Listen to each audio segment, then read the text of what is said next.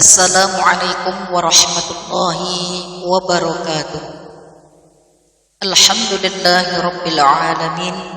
Wassalatu wassalamu ala asyrafil anbiya'i wal mursalin wa ala alihi wa ashabihi ajma'in. Amma ba'd. Pemirsa TV Jelandak yang insyaallah dirahmati oleh Allah Subhanahu wa ta'ala, mari kita senantiasa bersyukur kepada Allah dan senantiasa mengucapkan salawat dan salam kepada baginda Rasulullah sallallahu alaihi wasallam. Rindu kami ya Rasulullah, ya Habibullah. Allahumma salli wa sallim wa barik alaihi. Salatullah, salamullah ala Taha Rasulillah. Salatullah, salamullah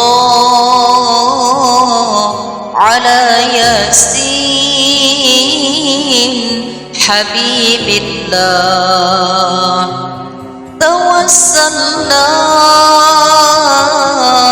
bismillah wa bilhadi Rasulillah. Tawassalna bismillah wa bilhadi Rasulillah wa kulli mujahidi lillah bi ahlil badri ya Allah. Allahumma salli wa sallim wa barik alaihi.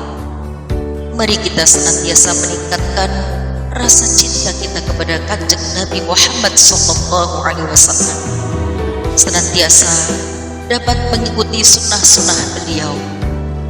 Bagaimana Rasulullah sallallahu alaihi wasallam senantiasa memperhatikan kesempurnaan terhadap anggota tubuhnya. Perhatiannya terhadap anggota tubuhnya, beliau sangat memperhatikan kebersihan pada tubuhnya dan selalu memerintahkan pada hal ini. Beliau selalu mandi pada saat-saat yang sangat dibutuhkan, dan rutinitas beliau senantiasa mencuci kedua tangannya sebelum dan sesudah makan dan menggosok gigi dengan siwak dalam setiap keadaan. Di samping itu, beliau selalu membersihkan celah-celah tubuhnya dan menghilangkan segala kotoran darinya, seperti menggunting kumis, memotong kuku, mencabut bulu ketiak dan mencukur anaknya. Beliau selalu memerintahkan kebersihan, menganjurkannya dan mewanti-wanti dari segala macam kotoran. Sebagaimana sabda beliau, Allah itu baik sehingga menyukai segala yang baik. Allah itu bersih sehingga menyukai kebersihan. Allah itu mulia sehingga menyukai orang-orang yang mulia. Allah itu pemurah sehingga menyukai orang-orang yang pemurah.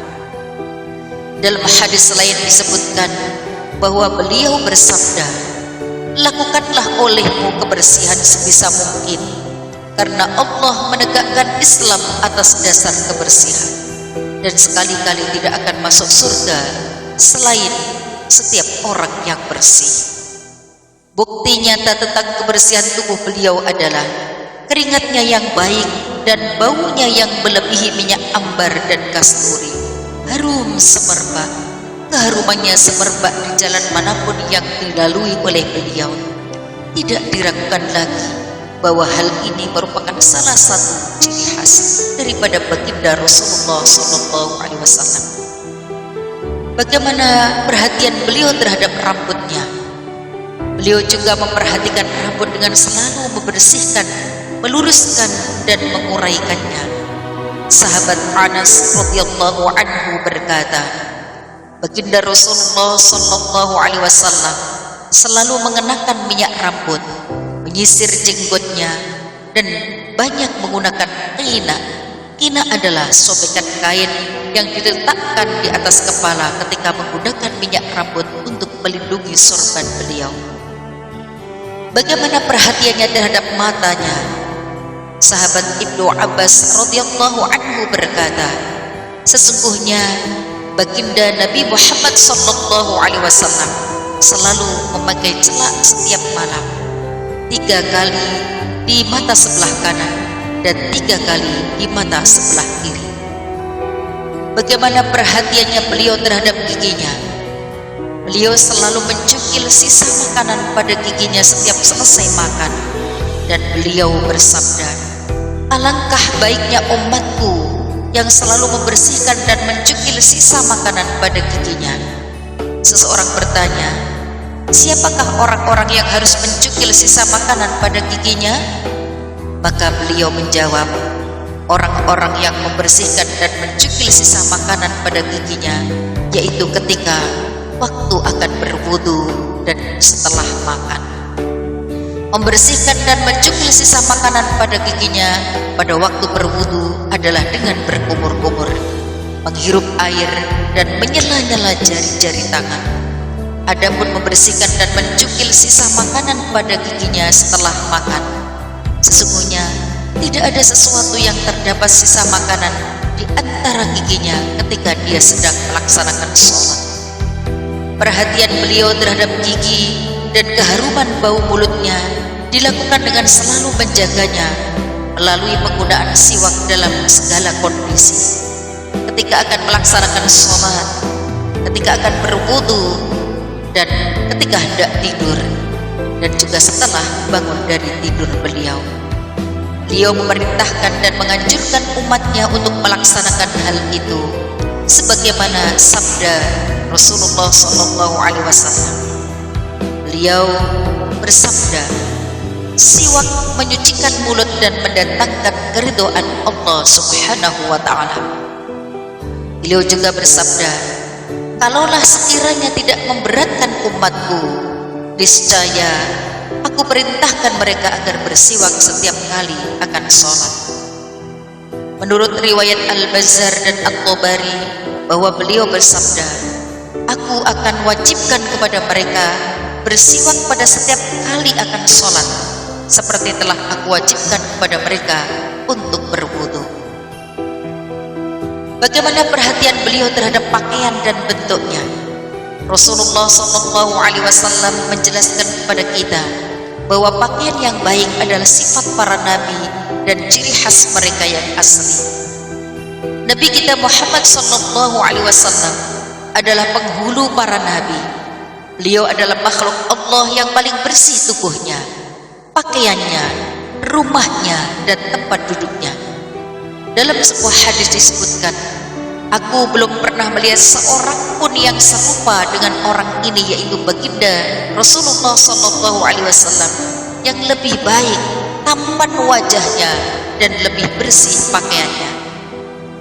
Beliau selalu menghias diri dan menganjurkan untuk menghias diri, sebagaimana sabdanya, sesungguhnya Allah itu indah, maka Allah menyukai segala hal yang indah.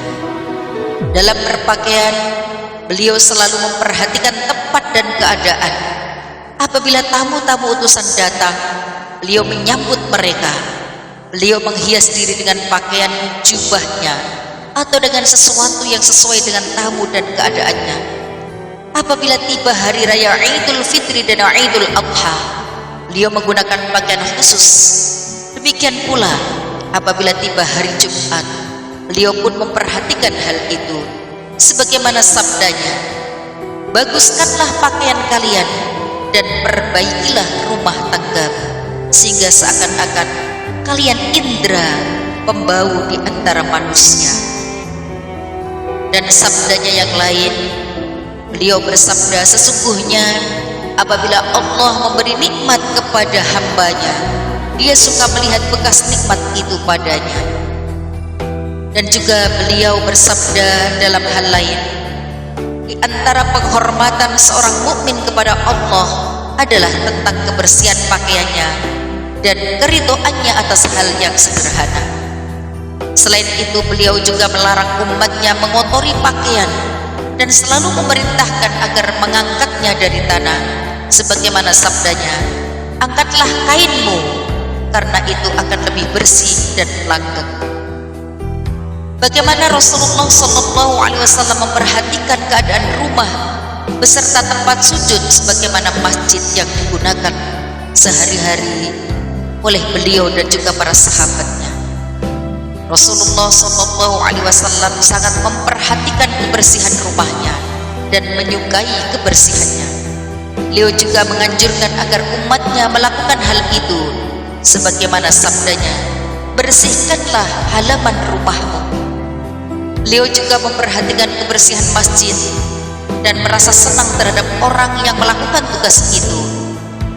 Ketika seorang wanita yang selalu membersihkan masjid wafat dan beliau tidak diberitahu kecuali setelah ia dikebumikan, maka dengan nada marah beliau berkata, "Mengapa kalian tidak memberitahuku?"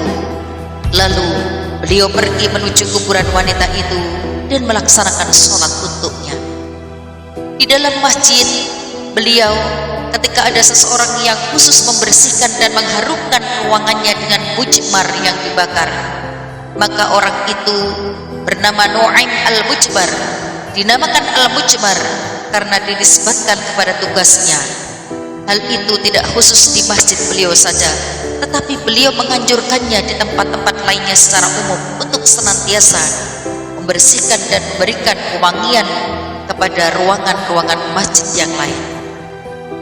Dalam sebuah hadis juga disebutkan Rasulullah SAW memerintahkan kita untuk membangun masjid di beberapa masa dan memerintahkan kita untuk membersihkannya.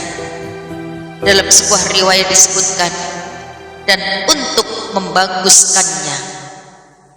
Beliau juga memerintahkan agar tempat-tempat pembersih atau tempat-tempat buang hajat juga memiliki pintu sehingga orang-orang tidak mengotori masjid. Beliau juga melarang siapapun untuk berdahak di masjid mengotori masjid dan memberitahukan bahwa membersihkan masjid dari kotoran sekecil apapun akan memperoleh imbalan pahala yang besar dari Allah Subhanahu wa ta'ala. Itulah sunnah-sunnah beliau dan sesuatu yang dibiasakan oleh beliau, dicontohkan oleh beliau. Mudah-mudahan kita dapat mengikuti sunnah-sunnah yang diajarkan oleh baginda Rasulullah SAW. Allahumma salli wa sallim wa barik alaihi. Mudah-mudahan kalau kita mendapatkan syafaat daripada baginda Rasulullah SAW. Kurang lebihnya mohon maaf. Wallahul muwafiq ila aqwamit thoriq. Assalamualaikum warahmatullahi wabarakatuh.